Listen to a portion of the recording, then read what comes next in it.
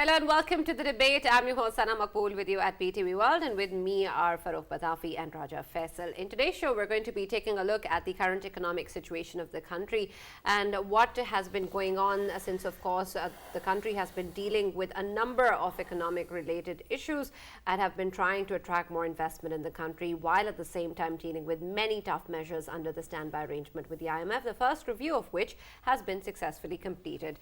This is important, especially given the current scenario with the positive indicators talking about the fact that the country is moving towards progress, especially in line with its engagements with different countries and partnerships, and then also in terms of what is expected as part of what many experts around the country are talking about. One indicator that is being also discussed is the Pakistan Stock Exchange, which has crossed the 62,000 milestone today, and this is important given the previous rise that we've been seeing for a couple of days now, and something that of course is pointing towards a good improvement in macroeconomic indicators, an expected improvement which is going to be sustaining in the next couple of days and months as well.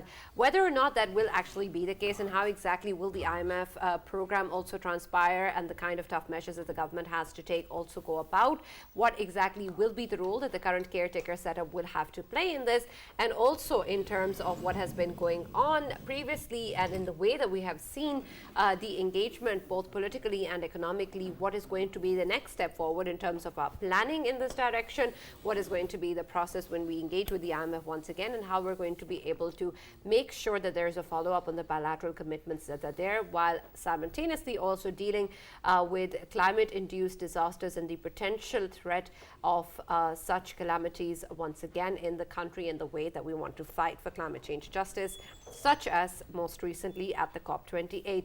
So these are a number of issues that we're going to be discussing today, and what it means for Pakistan given the current scenario, and then also moving ahead, what will be the future course of action, and how much are we going to be reading into the current numbers, particularly also what is being expected in terms of the policy rate, whether or not the decisions that are going to be seen in a couple of days are going to be in line with what is expected. So that's going to be our discussion in the show today. For this, of course, Farrukh and Faisal are going to be part of the discussion. We've also been joined online by Dr. Khaqan Najeeb, who's a senior economist and a regular on our show. Thank you very much, Dr. Khaqan, for joining us and being part of the discussion. And of course, we've seen a lot of improvement in terms of what people are pointing towards as macroeconomic indicators, and how we have seen the country also talk about the confidence that has been expressed by the IMF, the way that policies that have been taken in the past couple of months are now showing results. But given that what we're seeing right now, especially in terms of the Pakistan Stock Exchange and us moving beyond the 62,000 milestone, and a lot of other indicators pointing towards progress, how exactly do you read into this in terms of your expert analysis as to what really is going on? How sustained these indicators are? Are they based on something substantial? And is it okay for us to hope for good times to come ahead? So if you look at what is going on in the economy right now, what would be comfortable to say is that the IMF program, which started sometime in July, has had some adjustments. Those adjustments have had an impact where you can see some kind of fiscal consolidation, number one, which means that your fiscal deficit is at 0.9% of GDP in the first quarter compared to 1% last year. You've seen that the gyrations in the currency market have become much more subdued, which is another sign that there is some stability that you're seeing. Inflation is almost plateauing. It hasn't gone down, but it has, I think, plateaued to a lot around 26 to 28%. Again, some pass-throughs create a bit of gyration, but I think it has plateaued. What you also see is on the external sector, we built some reserves from somewhere down under $4 billion to about $8.7 billion. And the flows after that, July, have been slow, but still the what you will say, there is some kind of containment, and the trending downward in the state bank reserves is also very slow. However, we have not been able to receive the multilateral funds, and the second tranche of IMF is also due. The commercial funds have even not flown in, the $3.5 billion that are expected. But still, the trending downwards is more gentle. And so, what seems is that the overall slowdown in the growth has also slowed down. The large scale manufacturing, which was going negative, has shown some positive trend. The agriculture has shown a good positive trend of 5% growth in the first quarter numbers that we have seen. So, this is the overall true picture of the main street, so as to say, the real economy that we talk about. This has kind of shown up in the stock exchange, which has gone up from 42,000 to somewhere above 61,000, which is a 50% really quick increase over the last 5 to 6 months. And that kind of shows the confidence of the issues that I've just discussed with you, the adjustments under the fund program, as well as some of the enforcement measures. What are those? You tried to curb smuggling. At least you hinted from the government side that we are signaling that we want to contain the smuggling across the borders. We only have anecdotal evidence that we have been able to curb some part. Of course, there are no numbers to substantiate this view. But on the Afghan transit trade, you certainly moved on the regulatory affairs as well as the border sealing, and then sending the Afghans back who were not with the documents that are required to stay in the country. You did take some steps on hoarding. You saw some prices coming down on the sugar, especially. So you took some steps, and then on the de-dollarization, you took some steps as well. So all this is also reflected in the indices, not only on the stock exchange, but the index of your funds that are traded abroad, meaning the bonds that we floated abroad gaining in value. And the last thing is that you've gone to the foreign countries, you've signed some Yeah. MOUs. It's never that all MOUs materialize, but you're trying to signal that we want to get investment into the country. The areas are clear: mines and minerals, agriculture, ports and shipping, defense, ITES, and any other areas that might be of interest. Couple that with the privatization process, though I'm not very hopeful on the privatization, because we hear some good news on PIA, but then there are serious issues which I think need serious professional help there.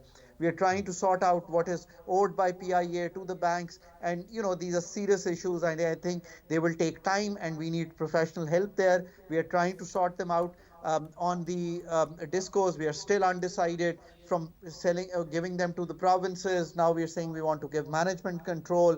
Privatization is not possible. I think we really need to clean up their balance sheets, and that's the work with the Privatization Commission, which they should be doing. So, I think that requires serious work. And it'll take time. Maybe they've initiated work, so we'll see something on. But again, a signal is that we are trying to do these things. Of course, we have to be honest with the nation.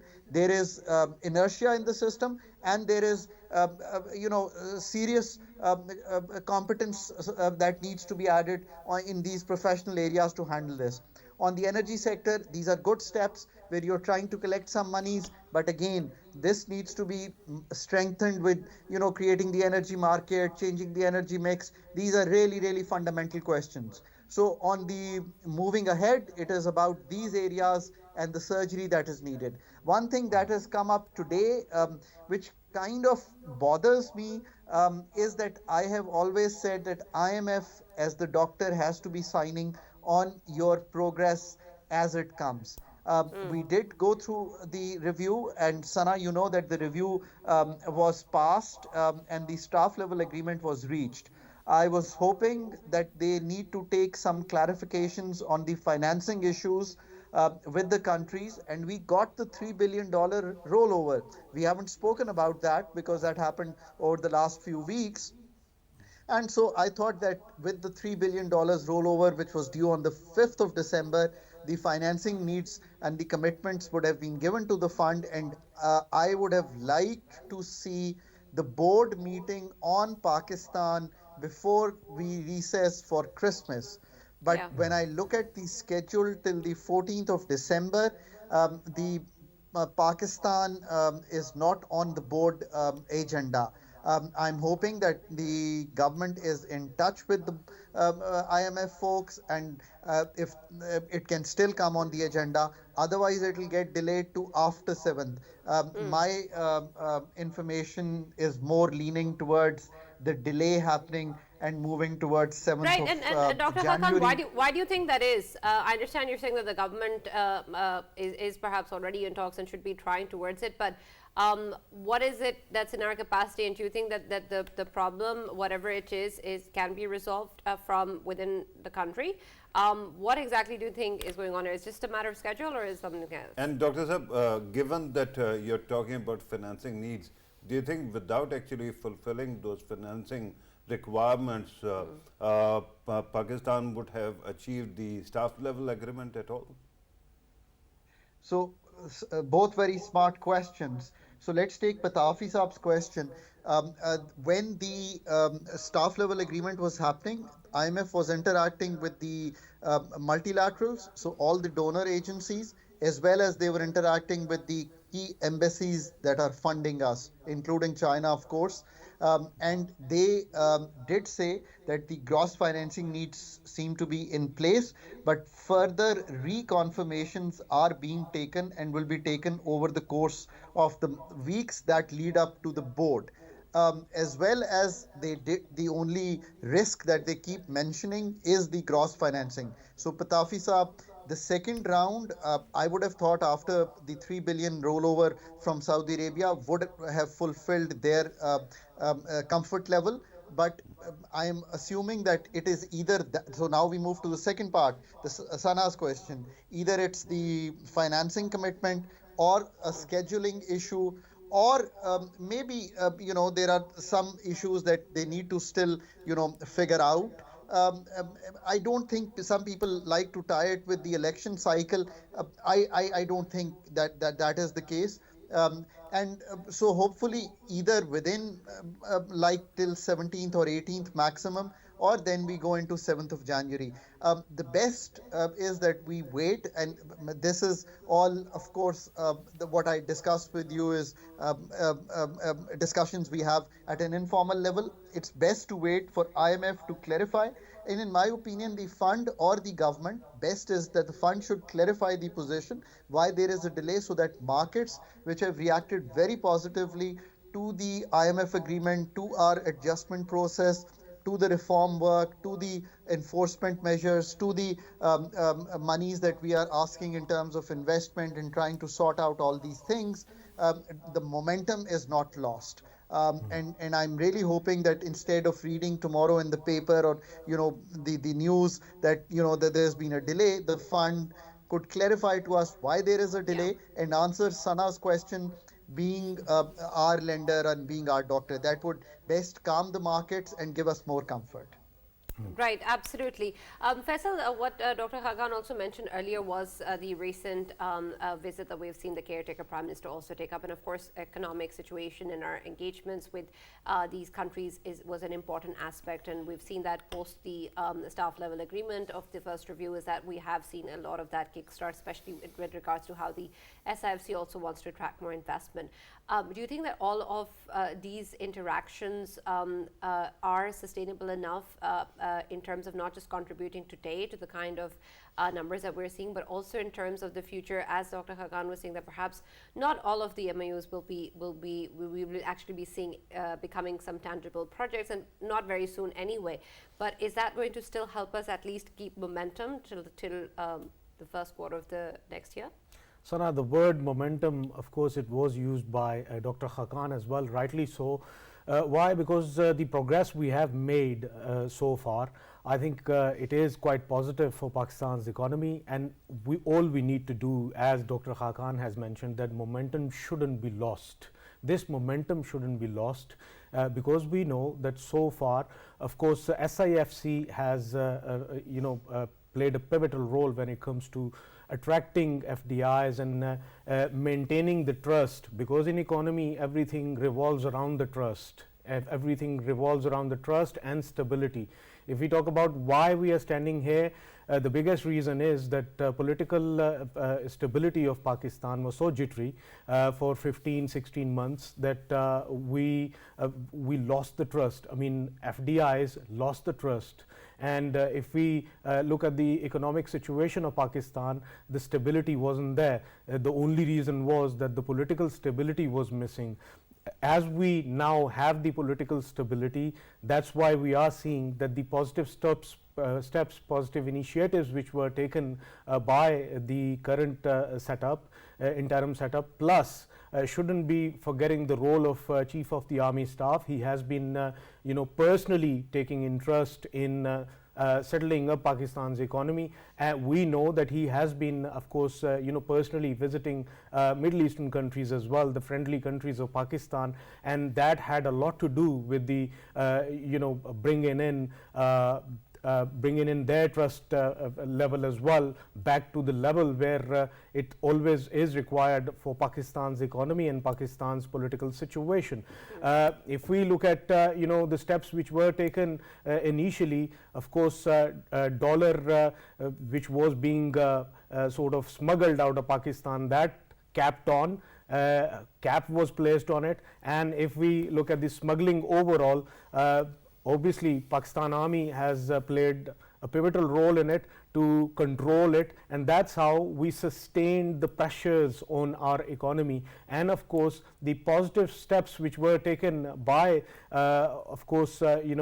the ministry itself, the finance ministry, we have been seeing that the role of interim finance minister, it was pivotal, of course, with the negotiations which were taking place with the IMF, and they went positive. And so far everything is in place. We just need to carry it on. The momentum shouldn't be lost. And of course we know that the coming year is the election year, and that would cement political stability of Pakistan. And once the political stability is, of course, cemented in Pakistan, that would create more trust, and the FDIs can be attracted in Pakistan. By the way, I just wanted to mention once more that the role which was played by Chief of the Army Staff going into, of course, the Middle Eastern countries, that has given a positive aspect in terms of Pakistani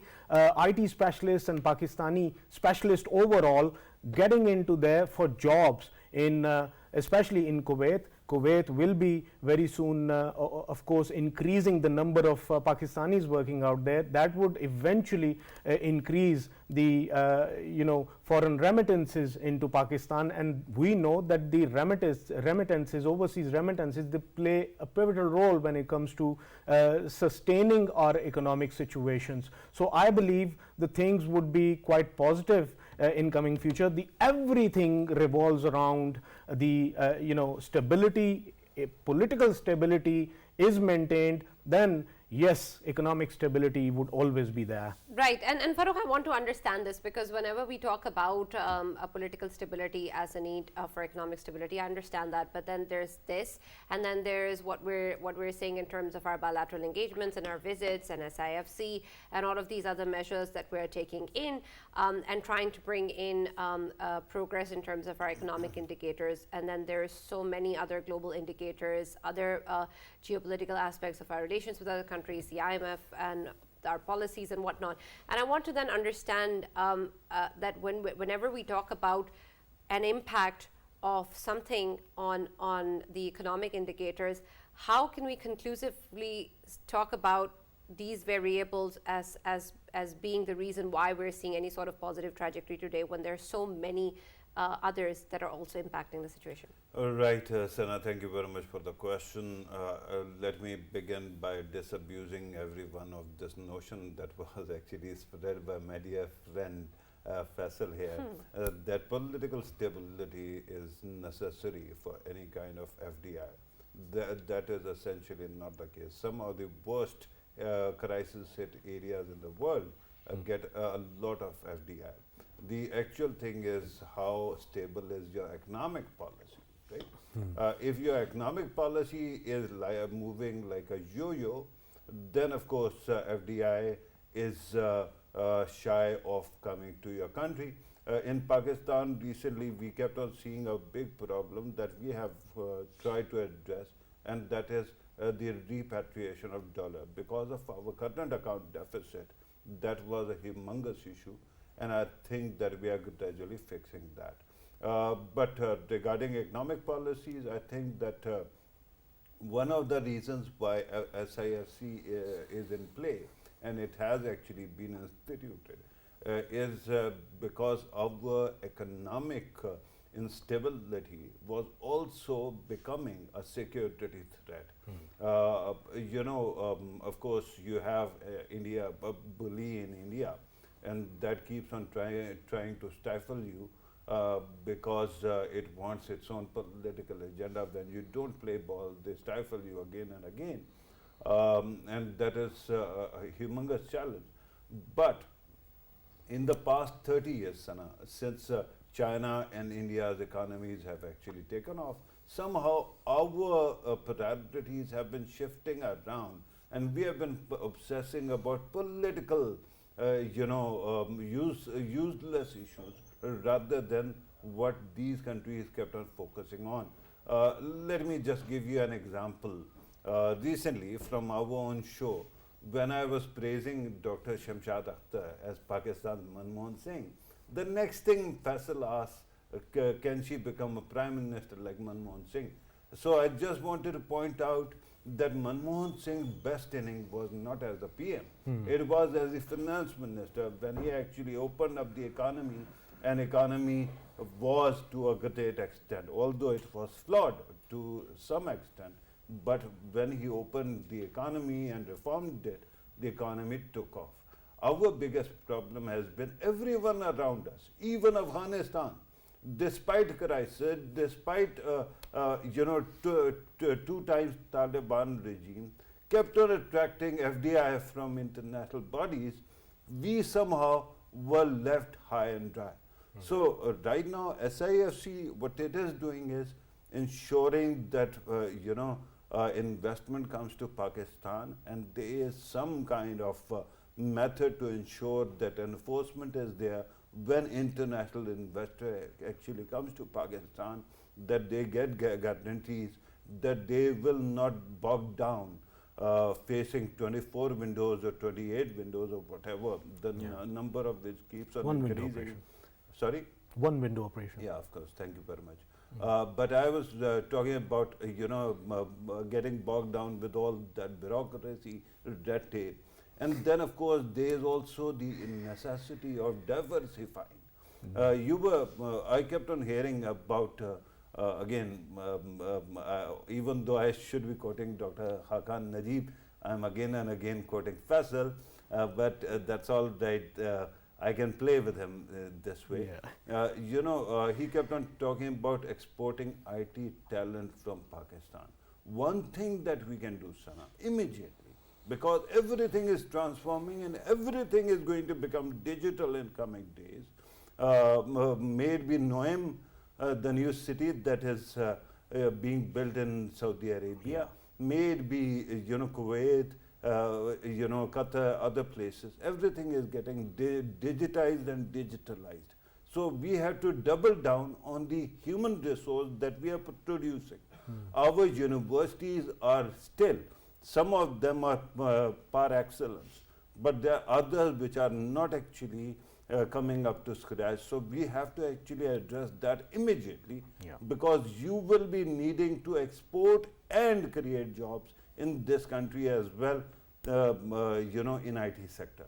Finally, I'm all okay with IMF and working with IMF, the current program, and I hope that we get another more generous program after this one as well.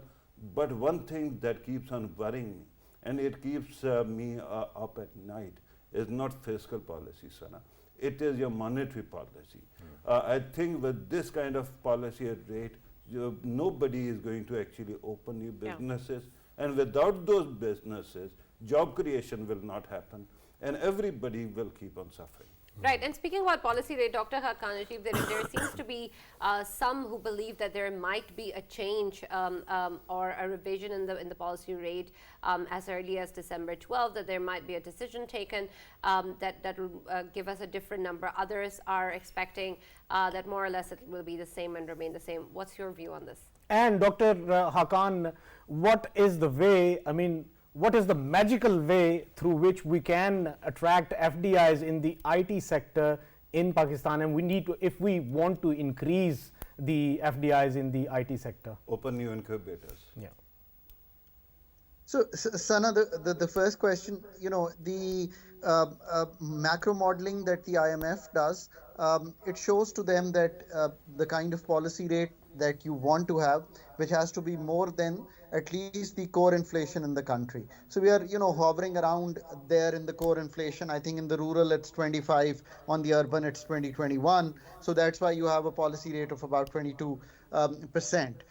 That's how I see it. Now, the problem is that inflation has to come below, another 200-300 basis points in the coming months. The November number is 29% on the CPI. This is an increase from October because we have taken in a big rise on the prices of gas, which were not passed on to the Pakistani consumers for the past 3.5 years.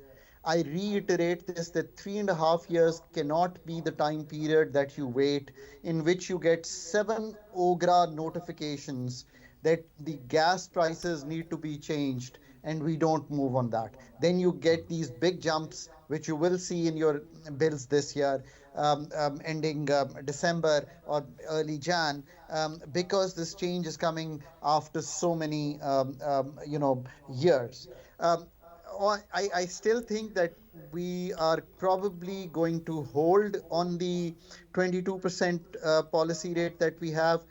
But having said that, I think the main price pass-throughs have gone through. The large scale is responding, so we are seeing some better production in the country. The agri productivity is better this year. Cotton, wheat, rice, all the major staple crops will likely be comfortable, so the price gyrations will be minimal. And the next couple of months will see the CPI, on a downward trajectory. Sometime in the first quarter, I think we will see a policy rate moving down. And as we move to June 24, closing the year, I think we will probably see anywhere between 2 to 4% reduction in the policy rate, again depending on the oil international prices staying where we are now and the dollar inflows happening, so that the PKR stays organically where it moves within a band. So I think December 12th may be still a hold on my watch, though there is some hope of a downward movement. But definitely as we move forward, we can Dr. see Saab, that. a supplementary question regarding inflation. This policy rate has been high for many years now, but we have seen that CPI hasn't dramatically come down. So do you think that these high interest rates are actually working to ensure that prices go down? And what exactly has changed now?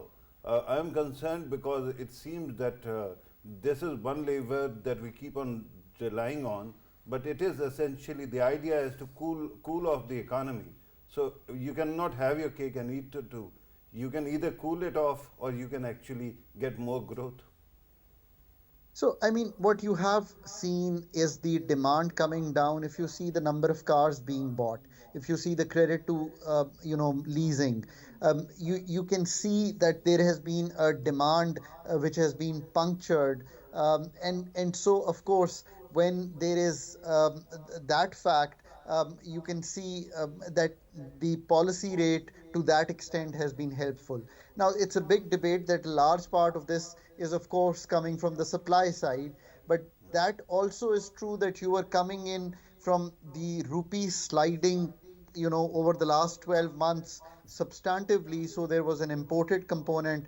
The supply side in the country remained weak because you had floods, and then the IMF program dragged on for so long, so you could not have enough supplies in the country. So, there were, congested supplies, and so there were shortfalls, not only in the food sector, but, you look at pharmaceuticals, you look at other goods and that you use. And then the whole world is also going through an inflationary bout.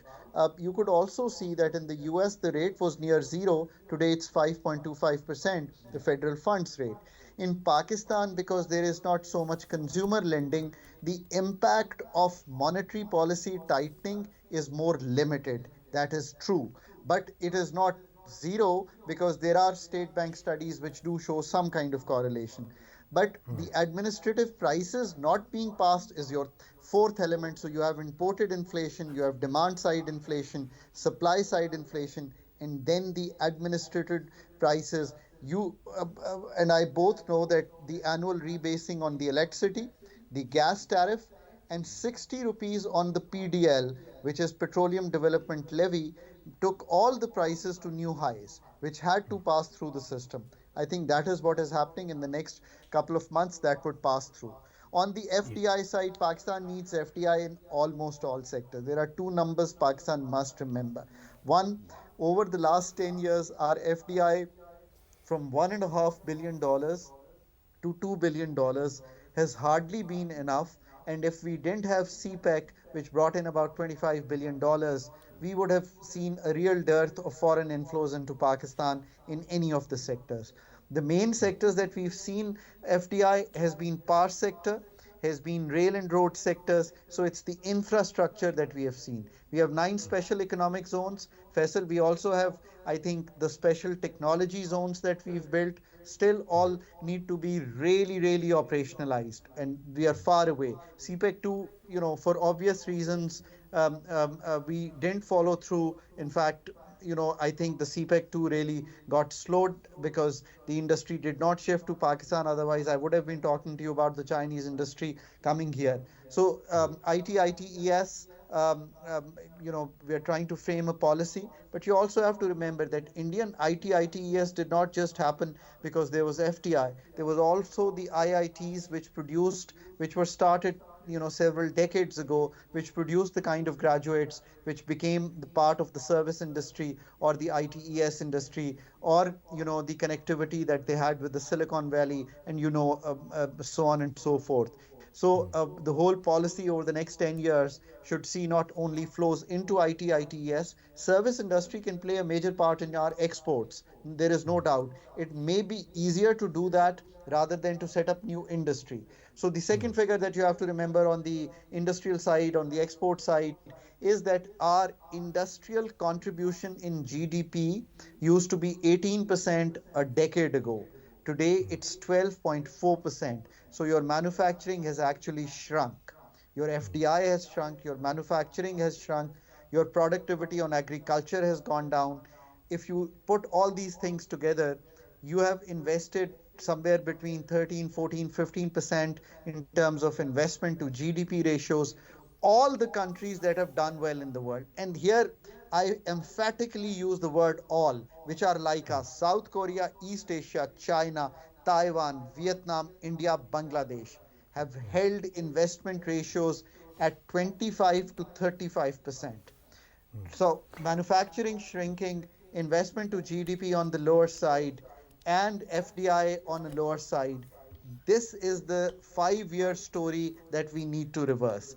Now, this is again like, sorting for FDI, the brownfield projects and the privatization commission. This all is about removing the anti-bias that we have on exports. It's not about curtailing imports. It is about pushing all the things that I've said to you. And they're really, really crystal clear that this is daily hard work feeding into our SMEs, developing our agriculture. I think some work is being done on LIMS, the Land Information Management System on the agriculture side. I may be, attending a thing on that, and we can talk about it next time. How do we actually build all these areas which are Pakistan's future? Yeah. Dr. Khaqan, one question related to geopolitics. I mean, when we talk about threats and challenges to our economy, we know that post 2000, what has happened is that, of course, we lost FDIs just because of one reason, and even the local investors, they were deterred out of it, and that was, of course, terrorism, a wave of terrorism which Pakistan saw. Of course, our security forces, they handled it well, and they have been fighting it consecutively. Till now, they are still fighting. It is controlled terrorism right now, which we are seeing. If it does escalate in coming future, what kind of impact will have on our economy of it, sir? Especially from our western border. For heaven's sake, don't call it controlled terrorism, limited terrorism, right? Right, It is controlled. and Dr. Khaqan, add to Not that bad. the aspect when we talk about future also in terms of what we're doing in preparation of what lies beyond the standby arrangement, as well in terms of what we're going to be engaging with the IMF post the end of the standby arrangement, whether or not preparations are already underway and what needs to be done today for that to actually happen, and our preparation in terms of being ready for the fact that we are a country that is prone to climate-induced disasters, and we bring this up so vehemently at platforms such as the COP28 and talk about climate change justice and the kind of financial distribution which is necessary for developing countries like Pakistan. But what exactly are we doing about it, especially given the upcoming budget, for example, or the way that we're going to incorporate this data into our own economic policies at home and measures that need to be taken? So on the first part, Faisal, you're right. We used to publish this figure, and I'm going to quote a figure so that to give you an idea, I don't remember the exact figure. In the economic survey, we used to publish the kind of opportunity cost that we have lost due to the area difficulties, whether that was the Afghan area difficulty, the invasion, the war that followed it, the kind of loss that we've taken. I think our estimate at one time was about $100 billion has been the hit that the Pakistan economy has, taken because of this. Now it is Just 150. it's sorry. Now the official number is 150 billion. So there you go, Pitafi sahab. That's the updated number. I remember a few years ago that we had this number. So that's the real kind of opportunity cost that Pakistan has had to pay, being in a region where this difficulty happened and had no, control over, having these people in Pakistan, being part of the what happened to our investment climate because of before Raddul Fasad, if you see how the situation had emerged in the country, and then other our neighbors not being helpful in curbing all this rather than probably igniting. So if Pakistan's actually, I mean, this is an area we always say that we've not done well on the economy, but this has been a terrible blow to the country, and it's gone on for ages.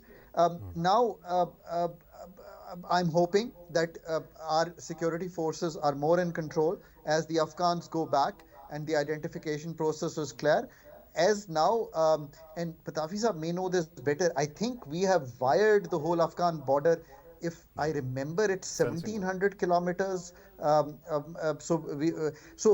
Having taken these steps, maybe we have more control over the border now, and we have more control over things after Raddul Fasad took place, and the incidents have come down.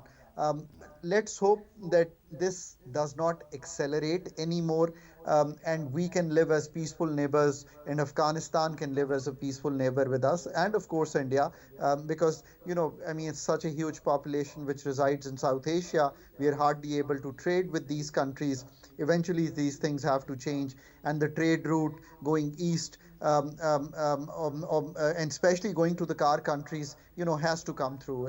I have no doubt we need gas from them. We need mines and minerals to be exported. We need energy to be transported. So, all these things have to happen. On the Sana's question, it's terribly important. The SBA has given you a comfort, Sana. Just go back 4 or 5 months ago. We used to talk about murmurs of Pakistan on a default level. Yeah. The markets were trading that Pakistan may face a situation where we will not be able to finance our external financing needs. Pakistan's reserves at one point were down $2.9 billion. That's not covering 20 days of our imports. From there, with the help of the SBA, today at $7.2 billion and hoping for new monies flowing in, and looking forward to building our reserves at the end by $9 and still meeting the $25 billion.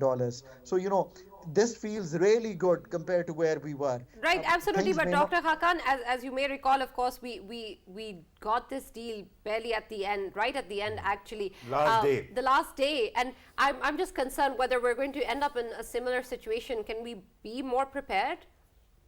So absolutely, no doubt about it. You should have the first board meeting, even if it's 10th of January. It doesn't happen in December. You should be preparing for the next review sometime in March.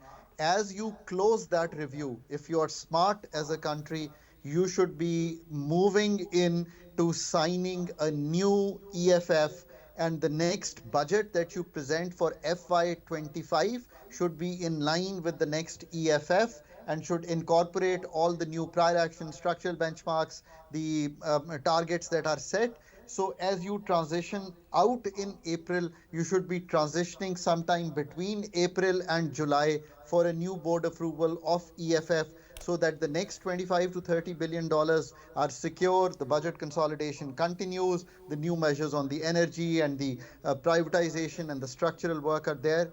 But do that homework yourself. Get a team of people who can write the MEFP for you and hand it over to the incoming Prime Minister that here's an MEFP, you can improve upon it. That's the kind of serious work. Again, you would have to hire a team of professionals to do this. I keep saying this many times, as I've today said it on on the privatization process. And this transition, as smooth as it is, would keep the gyrations away. The gyrations on the forex market that you saw, the gyrations in Pakistan's bond that you saw. So it will keep that away, and the macro stability that you see in the country will then be transferred into what you call this calm that you see today. It will be something that you'll be building upon for the incoming 5 years into a more growth-oriented stance with the structural work you will put together, and you can keep doing the FDI work. Now, that's the hard work, Sana. That's the most pertinent question that we have to answer as a country, as a nation, and the key policy makers have to be very, very abreast. The caretakers would be now transitioning out in the next 2 months. This work must be something that you institutionalize and must continue in the system, whatever happens next. Right. And Dr. Khaqan, regarding climate change issues and how we're going to incorporate that in the budget. So we are going to get a climate change report very soon on Pakistan. This is part of the IMF deal that we have with them.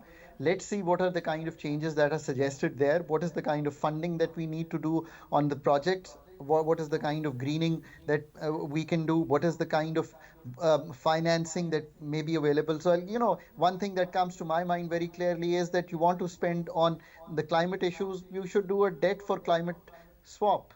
The debt reprofiling, everyone talks about. I think for me, the most important thing is that debt for climate swap is Pakistan's best bet if we are not able to get new funding.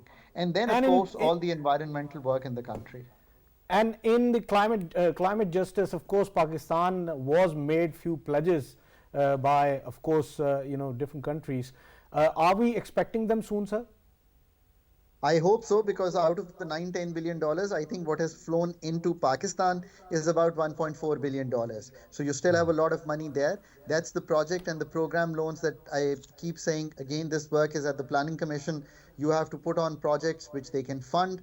And if this figure of 1.4 billion is correct, of course, you still have $6-8 billion that you can easily approach. That's the kind of project work that we need to do. So again, I keep saying this inertia in the system keeps us away from many stability paths that Pakistan can actually embark. Just see the difference, a bit on adjustments, and from being in a distress situation, I'm saying that you are in a stable situation. There is relative calm, gyrations have gone away, and now you need to really build on all this. I think that's the best path forward for Pakistan, and it's a good path for Pakistan. It's not a bad path by any stretch of imagination. Right. Thank you very much, Dr. Khaqan Thank Najeeb, you for very giving much. us your time and sharing us your views. And this is, of course, something that we really hope to see, as you are saying, and we're happy that we are actually in this position and that we'll be moving to a better position. But Farrukh, as Dr. Khaqan was saying, it's going to take a lot of smart decision, a lot of action, a lot of homework. Are we doing that enough already? And will we be able to continue that, given that there are elections expected? Right, Sana, I think that we are doing that, and there's a reason why. If you remember, before this SPN, before this caretaker government, we had one problem.